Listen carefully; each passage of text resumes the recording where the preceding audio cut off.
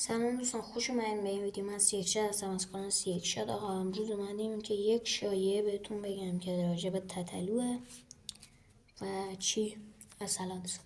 آقا اینجا اومدن گفتن که تتلو اعدام شده. دقیقا حالا نمیدونم چرا میگن اعدام شده، شایعه. حالا درسته من فیلمش هم دارم، میتونم بهتون نشون بدم که 2 بار از اینه گرفتم. آقا اومدن گفتن که تتلو اعدام شده، حکمش اعدام بوده. قبلا هم گفتن که چی اعدام نبوده، میخواستن 10 سال براش حبس ببرن با 73 تا شلاق که نتونستن دیگه. حکمش دیدن خیلی کارایی که کرده. آقا اومدن که چیکار کردن؟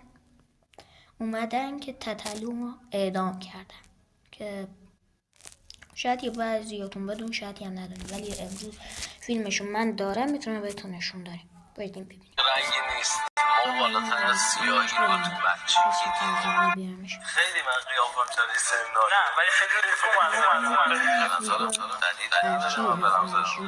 بالاتر از سیاهی که رنگی نیست، ما بالاتر از سیاهی رو تو بچگی که یه چیزایی ما دیدیم که اصلا کلا خطر برای من مهم نیست، آخرش مرگ راحت میشود دست همه.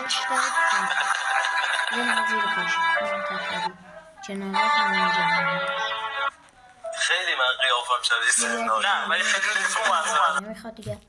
آقا دیگه شایعه شده که کشتن تتلو، ولی آقا که آره درسته واقعا مرگش من نزدیک بوده. حالا داخل یوتیوب یه چرخی بزنیم، شاید شایعات زیادی پیدا کردیم. اینجا هم هنوز گفتن بعد از اینجا بعد یاره اینا آقا نوشته حق امیر تتلو گفته مردم ایران در حق امیر تتلو، بدی های مردم ایران در حق امیر تتلو. آقا بریم ببینیم. هیچ خواننده فارسی زبونی به اندازه من آهنگ هیت نداره و من امروزه تو خونه اجاره‌ای دارم زندگی میکنم و پاسپورت ندارم تو کشور غریب. پیجای منو ریپورت کردید، بستید، یعنی واقعا با همه به جز من مهربون بودید. یکم هم با منو نوازش کنید. شما که آروم جونید، شما که از قازقلنگ سوپر استار میسازید، از بشکه از ارزم به حضورتون آدم میلیونی میسازید، داشت یکم هم به ما میرسه دیگه. یکم هم ما رو حمایت کنید واقعی، نه فقط در حد لایک و کامنت. بیاین پول آهنگو بدید، بیاید هزینه کنید. اینا خودش هست. حالا آقا شایعات تتلو درسته. آقا مرده تتلو کشته شده و اعدام شده. مطمئنا هیچ که تو نمیدونست، شاید هم درسته باشه شاید هم نمیدونست. آقا تتلو دیگه کشتنش و خبری که به دست ما رسید همین امروز صبح ساعت 6 صبح. اینو من ساعت 6 صبح که نه وایسید یه دقیقه برم نگاش کنم. آقا من دیدم که ساعت 1:30 ظهر این ویدیو آپلود شده و داخل یوتیوب پخش شده. آقا اینو که دیگه چی زدن معلومه تتلو دیگه اعدام شده به خاطر اینکه که همین کار با زنه کرده، رابطه با زن و اینا. معلوم شده که واقعا تتلو مرده به خاطر اینکه میخواستن 73 تا شلاق با 10 سال حبس که نتونستن، مجبور شدن که اعدامش کنن و دیگه کارشو بسازن.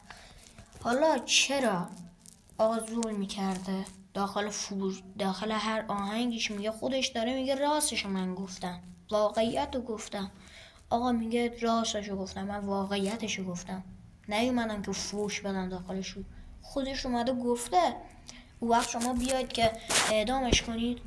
آخه من به رفیقام این فیلم رو نشون دادم، گفت واقعا تتلو حیف بوده میمونه. این اومده راستشو گفته، اینا اومدن زدن کشتنش. آخه درسته؟ حالا بگم که درست نی این کار. حالا من شاید یا درست بوده کشتنش، نمیدونم چرا اصلا باور نمیشم. اما خودم این که خبر رو شنیدم خودم از دیگه نموندم، دیگه نابود کردم خودم دیگه. من طرفدارشم، هر کی طرفدارش باشه بشنوه حرفو دیگه میرینن داخل کوچه خیابون، دیگه زنده نمیزانن ایران رو دیگه به خاطر تتلو.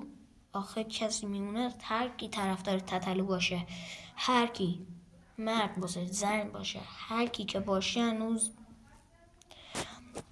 تا چی نکنم ول کنیست. اما میگن اینا این الان من برم داخل بگم که آقا چرا بزن زدی تتلو و چی گردی، آقا زندهتون نمیدونم مطمئنه داخل تهران کشتنش. میخوای از هر جایی باشی، ساوه باشی، قم باشی،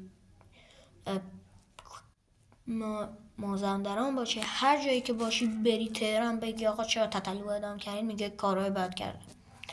آقا راستشو گفته، حقیقتشو گفته، واقعیتشو گفته. الان میخوای چیکار کنید؟ برچی کرم داشتی زدی کشینش؟ حالا به خاطر یک ذره فوش بفرستن یکی آدم رو اعدام کنه، به خاطر یه ذره داخل هر آهنگیش 3-4 تا فوش داده. یعنی سر هم فکر کنم 5 سال که ترکیه بوده، 5 سال آهنگ خونده، 5 سال و ضبط داره، نمیدونم چند تا کنیم، 5 سال ضبط داره. هر آهنگی که خونده نمیدونم 50 تا 60 تا اینا بوده، نمیدونم حالا چند تا خونده نمیدونم. آقا به مثال وایسید تمام برم. آقا به مثال وایسید 5 سال 5 ضبط داره، چند مثلا 50 تا، آره نه 50 تا 250 تا آهنگ که میشن، هر آهنگش 3 تا بوده. 3 ضبط داره 250، 3 ضبط داره 250، 750 تا فوش داخل آهنگاش بوده. نمیدونم 2-3 تا بوده بیشتر بوده. حالا 750 تا با ما مثال گفتیم، به مثال گفتیم آقا حالا زیادیه آقا بدبخت کردی تتلو 750 تا فوش داده انگار فکر کنم ضبط درش باشه. نمیدونم چی کنیم الان دیگه. معلوم شده که دیگه تتلو باشه آقا. اینم 750 تا فوش داخل آهنگاش بوده که بیشتر فکر کنم 1000 تا 500 تا اینا بوده.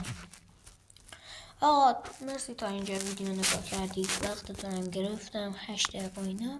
تا ویدیو بعد خدا نگهدار. ویدیو هم لایک کنید تا خبرهای بیشتر بهتون بدم، یا سابش هم کنید تا خبرهای بیشتری تو راهه. و این چند ماهی هم که نبودم، یه سال اینا نبودمش، یه سال که نبودم دیگه کاری تو یوتیوب نداشتم، همش دنبال خبر چیا بودم تا وقتی که خودم شنیدم تتلو کشتن اعدامش کردن دیگه اومدم داخل یوتیوب کار کنم. تا ویدیو بعد خدا نگهدار. و هر کی تتلو دوست داشت داخل کامنت ها یه قلب قرمز و سیاه بذاره، بنویسید تتلو، یه دونه قلب قرمز قلب سیاه بذارید اگه طرفدار تتلو هستید. لایک کنید تا تتلو شاد باشه. تا ویدیو بعد خدا نگهدار.